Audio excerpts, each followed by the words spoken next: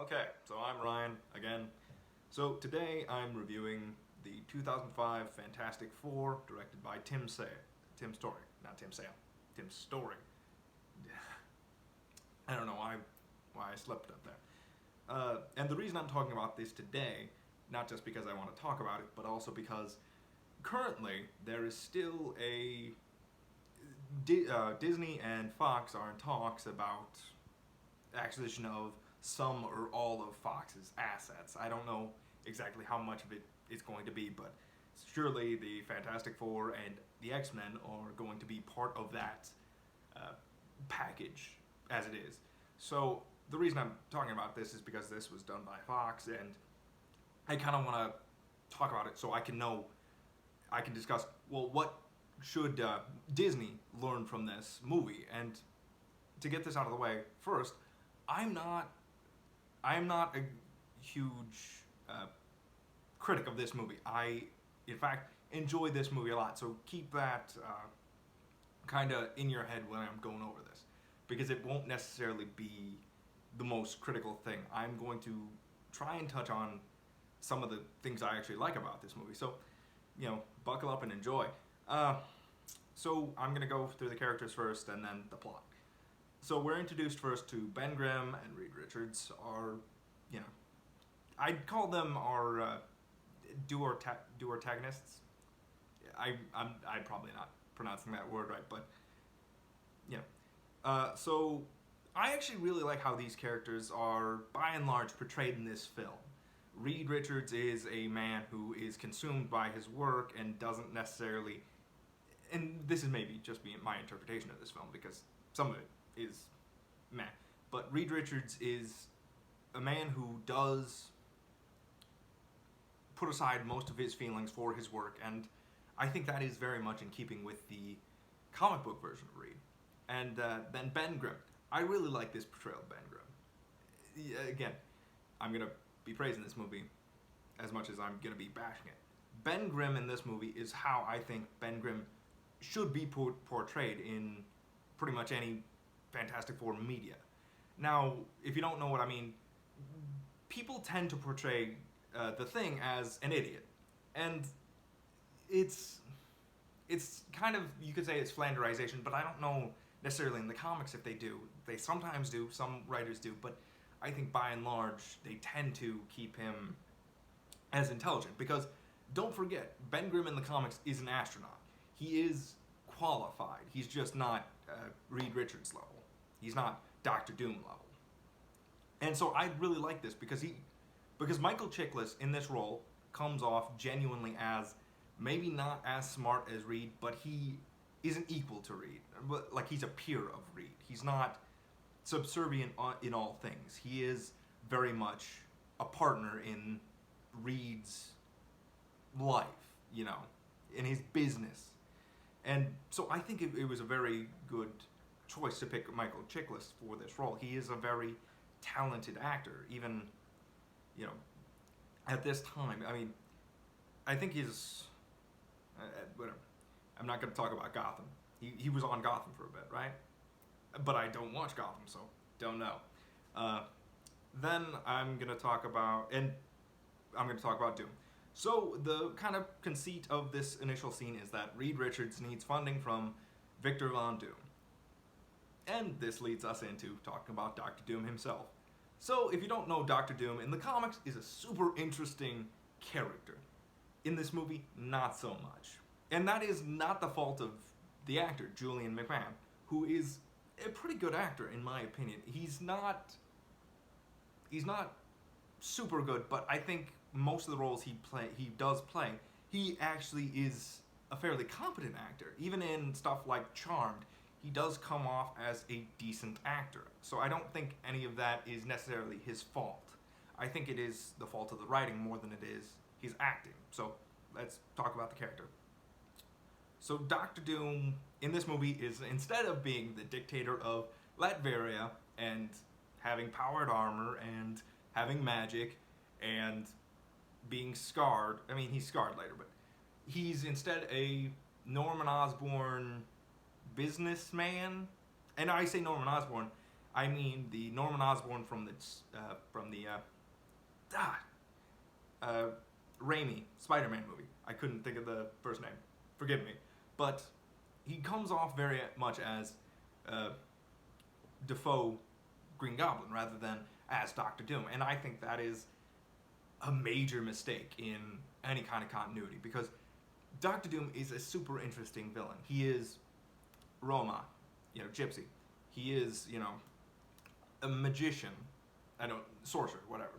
And so he is all these very interesting things, but when you put him just as a corporate mogul, a Lex Luthor type versus an actual Doctor Doom type, you lose a lot of what Doctor Doom can bring to the table. You lose a huge amount of story potential, mystic and like scientific that you can have.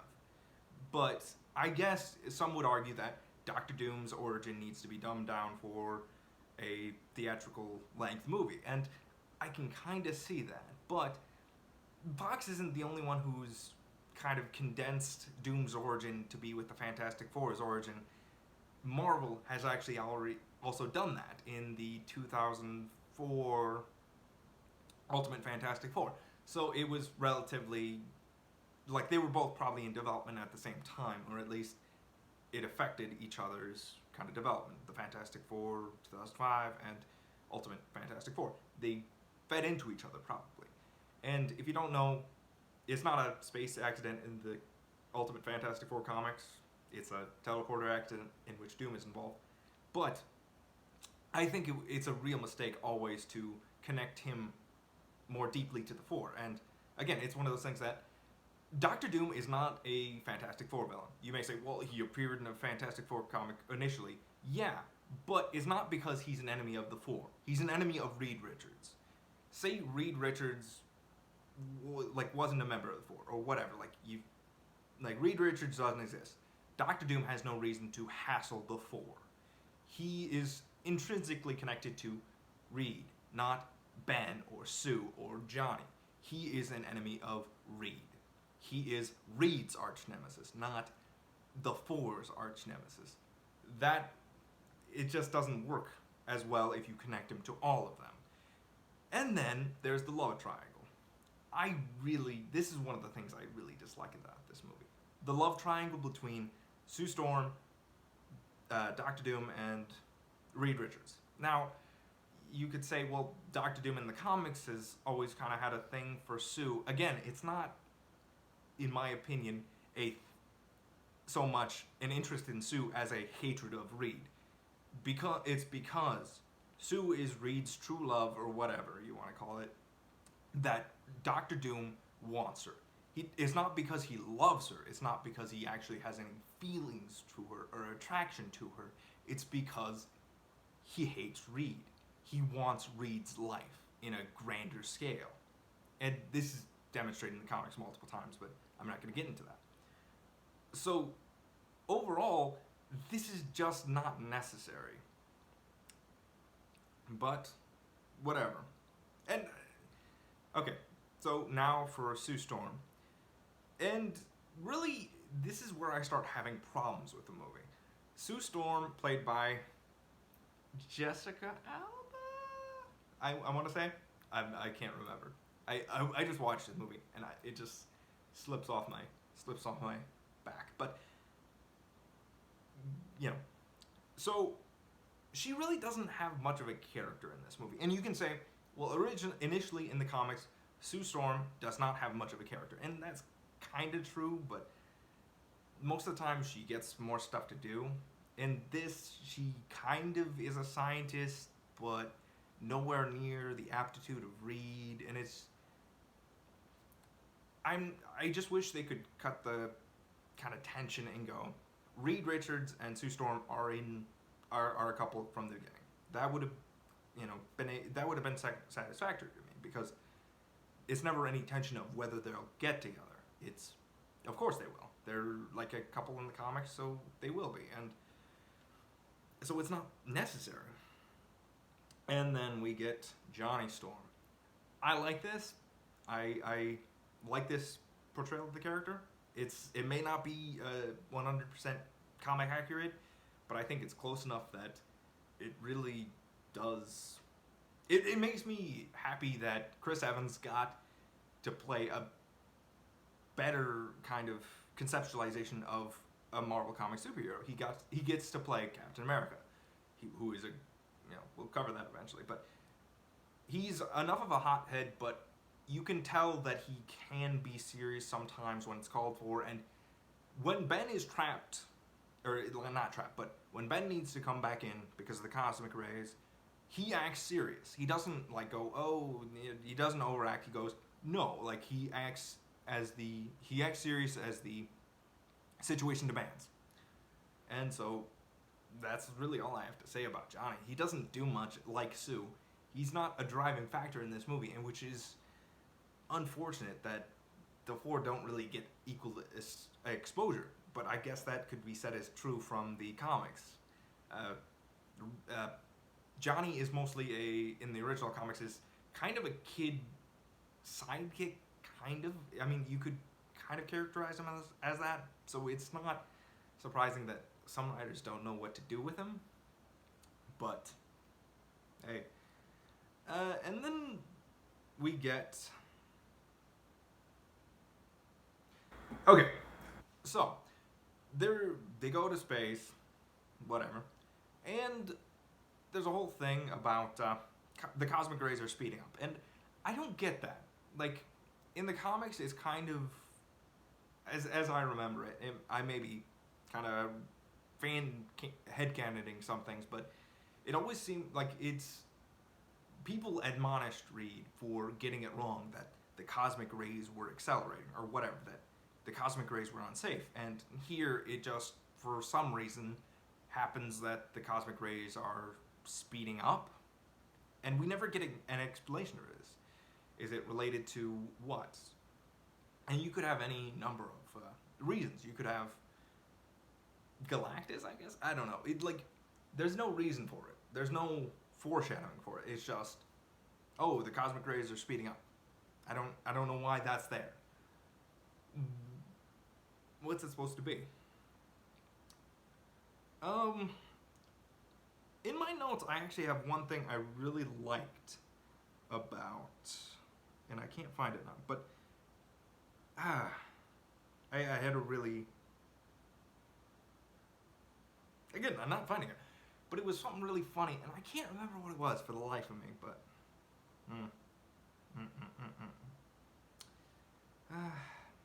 but, I don't know, but, okay, for some reason I'm having real trouble with this. Oh, 4 little words that will change your life. That's what it was. Now I found it. Very bad handwriting. The storm is accelerating. I really love that kind of exchange between, Doom is going to propose to Sue, and then Reed barges in and goes, oh, the storm is accelerating. It's a whole thing, and it's actually a pretty, in my opinion, funny moment. It's a impactful human moment. It's like, whatever. And then I'm going to skip over the transformation stuff because it's unimportant to me, at least. It's kind of special effectsy, but it doesn't really do much. So, Mr. Fantastic's hair has always kind of amused me. And in this movie, it's weird. I never kind of, I wouldn't associate Mr. Fantastic's gray streaks in his hair from being from the cosmic storm or getting his powers. I always kind of, it was just age. He's just like an early 40s man who's graying. Like, that's just a normal thing that happens. You didn't need to give it a reason. And if you did need to give it a reason, you could have had it later. Especially because, and this is a nitpick, but there's not a lot of stress put on his body during the first storm. But if you want to have him gray then, you know what you do? You wait till he tests the machine that he's trying to cure Ben Grimm with. You have him develop that gray after he uses it on himself, because then you actually have, oh, this stressed him. Like, this actually was going to kill him if Sue hadn't stepped in, and I think that would have been a better place for that. But whatever. So why was Ben's transformation kind of delayed? I get why the others don't necessarily show their powers for a significant period of time because it takes more active control. But why does Ben's transformation take a week or two, like 2 weeks? Why does that happen? Why is it necessary that it takes that long? Why does Ben not transform immediately? And maybe there's an explanation for this, but again, just a nitpick.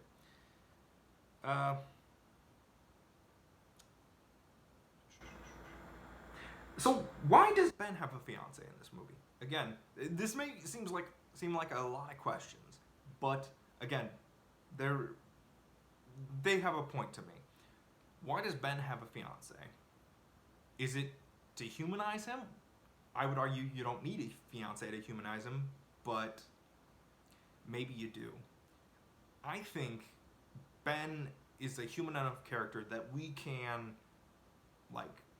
understand his pain, even though he doesn't necessarily have something to point to, say, that's what I lost. It can just be, oh, I'm not normal now. I can't go out in public. I can't ride an elevator. I can't do all these things. You don't need to have it be a whole big thing about, oh, this is the person I've lost. And it just seems needlessly cruel. Especially because she doesn't do, it doesn't factor in any way other than she leaves the ring on the bridge later. It really doesn't. And so it seems like a cheap ploy where it wasn't needed. I was already invested in Ben because I like Ben, not necessarily because he lost his fiance. But we come to our first real action scene, which is the bridge scene at 33 minutes in. I wrote this down because I was kind of astounded it took this long. I remember it kind of speeding by on previous rewatches, and this time when I was really taking notes, it took a while. It took 33 minutes. And so this is, again, I'm going to kind of skim over some events, but why did Sue need to get naked? It didn't seem like it actually helped anything. It seemed kind of gratuitous, especially because once she turns invisible, the guys just walk around. Maybe, you can say distraction, but, Johnny could have, burst into flames, and that would have been equally as distracting. Hell, it would have been more distracting. And it didn't need a distraction. You could just go, oh, I'm Reed Richards. That's my friend over there. I need to get through. And, that's all you need. You don't need a whole strip scene, which it's weird. I like the bridge scene overall. It was fun. It showcased Sue's powers. It showcased Ben's and Reed's and Johnny's in a way that I think works well enough overall. And then after this point, we get a lot more montages. We get montages of Ben, Reed, and all those interactions. And this was honestly the high point in the movie. The out of context kind of interactions where the plot really didn't need to happen were good. We got Ben and Johnny interacting. We got Sue and Reed and Johnny and Sue and all these things. And it was actually a fun period in the movie because it was out of context from the rest of the movie. It was just, these people with powers are a family. They're hanging out. And that was fun for me. It was what a Fantastic Four movie should be. It should be about a family just hanging out because that's what they are in the comics. The first, and again, non sequitur at this point, because my notes are a mess. The first mention we get of Latveria is actually 59 minutes in. I wrote that down because, or maybe it's before, but I just missed it. I don't know. But Latveria is such a huge part of Doctor Doom's identity in the comics that waiting 59 minutes in, that's over halfway through, to mention it is very, very bad. And I don't know why. I don't know why even mention it at that point.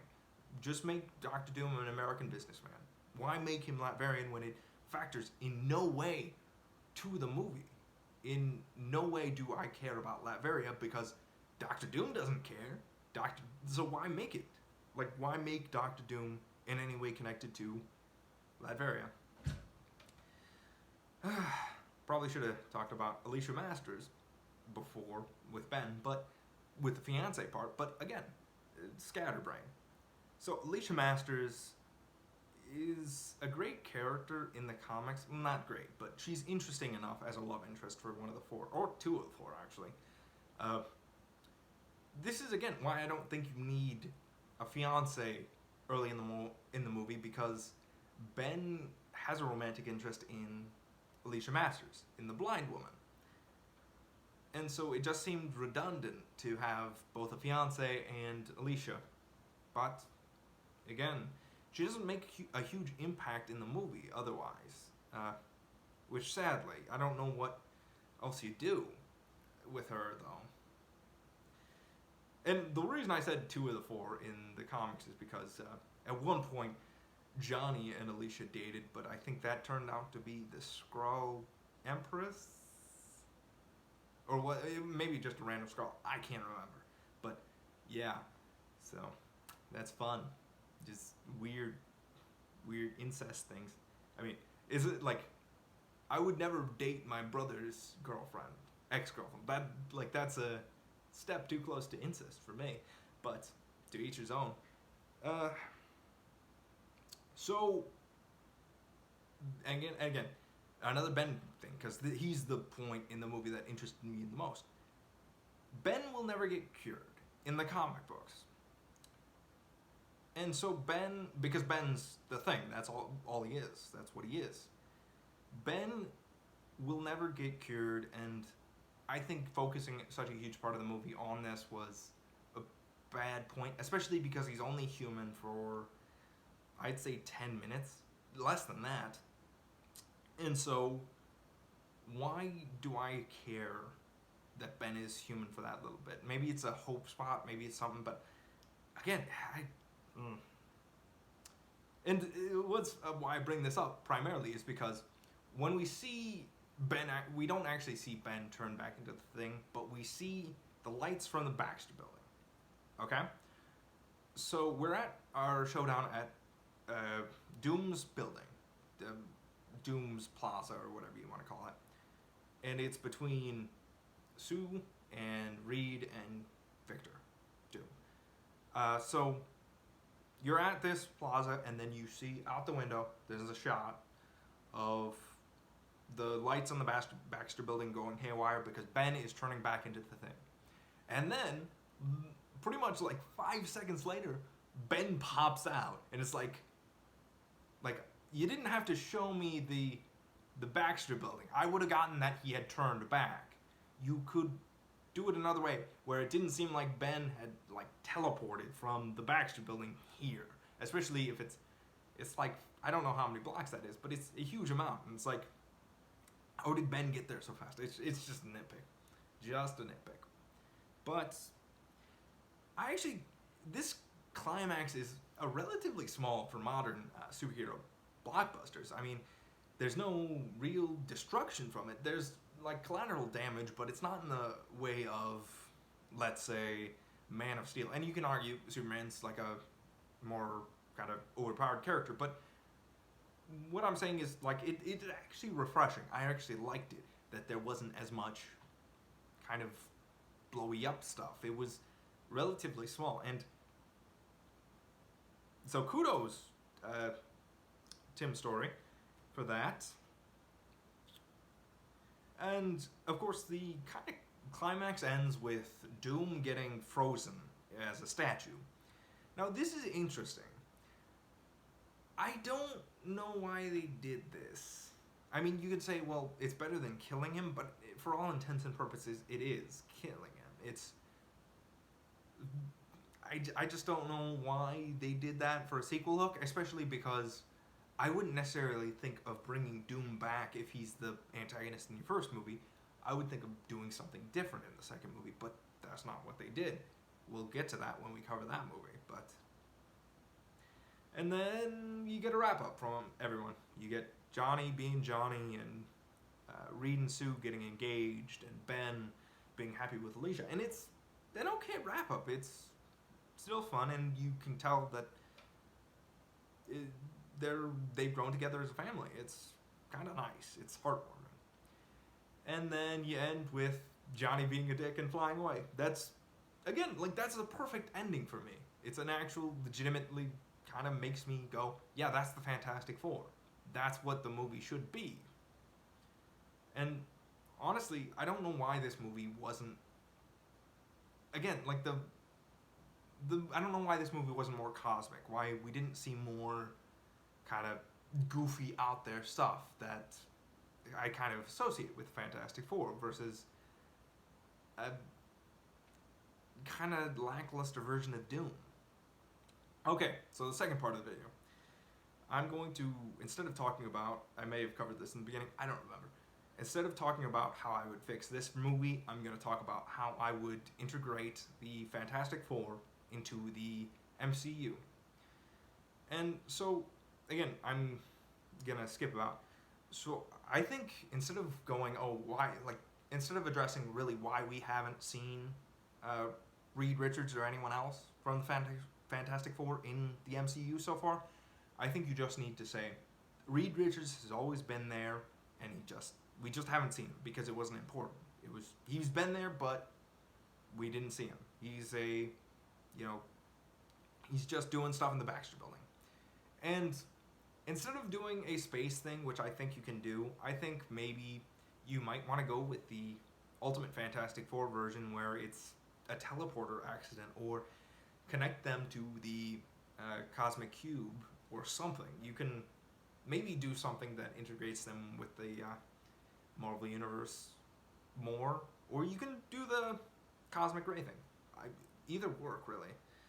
But I think they should stay away from Doctor Doom for their first outing, honestly, because even though I really love Doctor Doom, I think he's a villain that works better if you don't need to establish him and the Fantastic Four at the same time.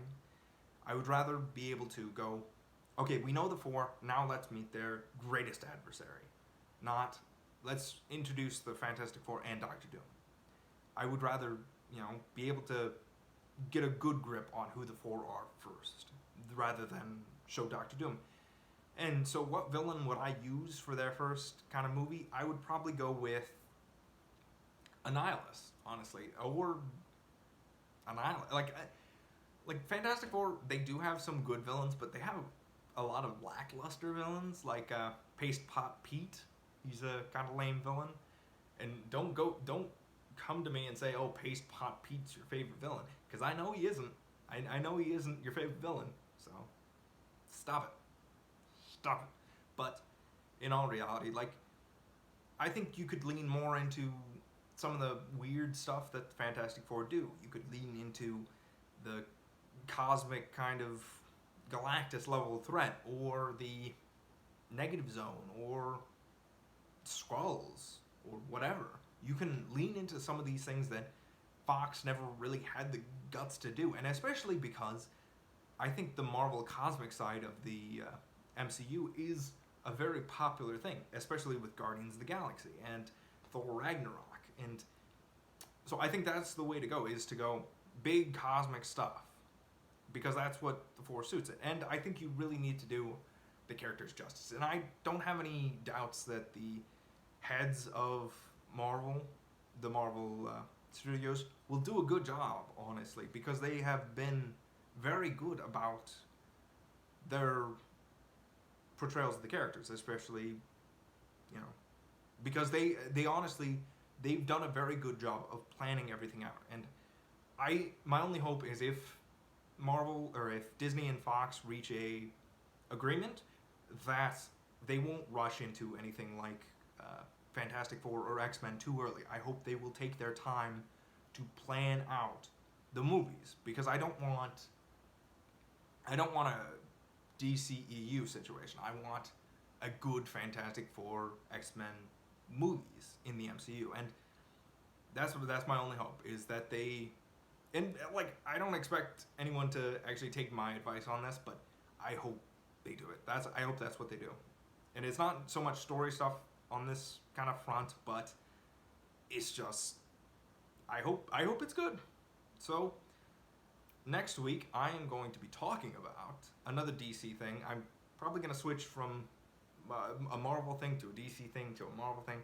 Maybe hit like some Image stuff or Dark Horse, or like more indie. Like there's not a lot of indie superhero movies. Like there's like Judge Dredd, which is of course affiliated with 2000 AD, and then so there's not a lot of non-Marvel, non-DC stuff. I'm gonna probably talk about some sci-fi stuff too.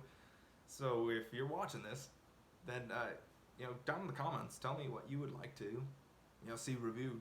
Honestly, so have a good day.